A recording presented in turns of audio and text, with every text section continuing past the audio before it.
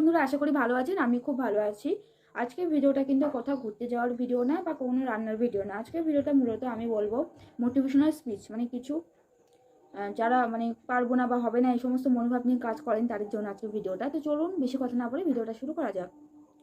প্রথমেই বলি, যে সমস্ত ছেলে মেয়েদের সামনে মাধ্যমিক পরীক্ষা হয়ে গেছে অবশ্য, আর উচ্চ মাধ্যমিক পরীক্ষা হচ্ছে, তাদের উদ্দেশ্যে আমি বলি তোমরা পরীক্ষা মন দিয়ে দিও এবং অবশ্যই ভালো মার্কস পেতে হবে, জীবনে এগোতে হবে।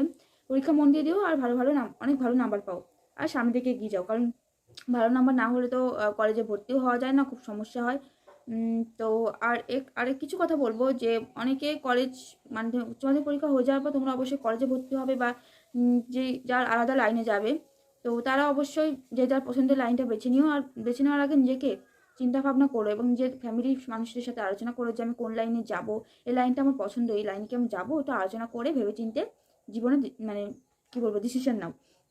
আর কিছু কথা বলবো, যে সমস্ত মানুষেরা হয়তো কাজে সাফল্য হচ্ছে না, একবার করার পর হচ্ছে না, বা আমার দ্বারা হবে না, আমার দ্বারা এসব হবে না, আমি পারবো না বলে ছেড়ে চলে আসেন, তাদের কি বলছে আপনার ছাড়বেন না। কারণ আপনারাই পারবেন সেই সাফল্যের চাবিকাঠিতে ছুটে।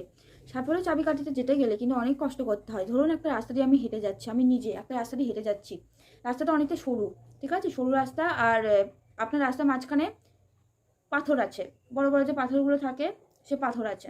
তো সেই পাথর সরানো কিন্তু কেউ নেই, তো আপনাকে ওই রাস্তা দিয়ে যেতে হবে, আর অন্য কোনো রাস্তা নেই। তাহলে আপনি কি করবেন?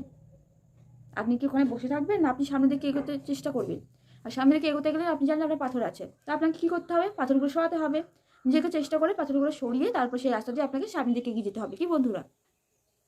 তো জীবনে সেরকম, জীবনে চলতে চলতে অনেক বড় বড় পাথর, মানে অনেক বড় বড় বাধা আসে, পারবো না বলে মনোভাব আসে যে আমি পারবো না, আমার দ্বারা হবে না। কিন্তু বন্ধুরা, আপনারাই পারেন সামনের দিকে এগিয়ে যেতে, এবং সে সমস্ত পাথর বা সে সমস্ত বাধাগুলো নিজেকেই চেষ্টা করতে হবে সরিয়ে দিতে। কারণ দেখুন, জীবনটা আপনার, আপনি কি করবেন না করবেন সম্পূর্ণ চিন্তা ভাবনা আপনার।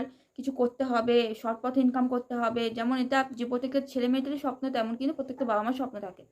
তো এই কতটুকু বললাম। আর আজকে আর অবশ্যই কখনো আমার দ্বারা হবে না বা কিছু এসব ভাববেন না, আপনাকে চেষ্টা করতে হবে, এটা পারতে হবে। আরে বন্ধুরা, অনেকের হাত পা থাকে না, তা সত্ত্বেও অনেক ছেলে মেয়ে কিন্তু দেখবেন মানে হাত নেই, পা দিয়ে লিখে সামনের দিকে এগিয়ে যাচ্ছে বা ভালো মার্কস পাচ্ছে। আর মানুষের তো হাত পা দুটোই আছে, তাহলে মানুষ কেন পারবে না? তো আজকে ভিডিওটা এইটুকু বন্ধুরা। আর আমার ভিডিওটা ভালো লাগলে লাইক সাবস্ক্রাইব করবেন। আসছে নতুন ভিডিও নিয়ে বন্ধুরা, ততক্ষণের জন্য বাই বাই।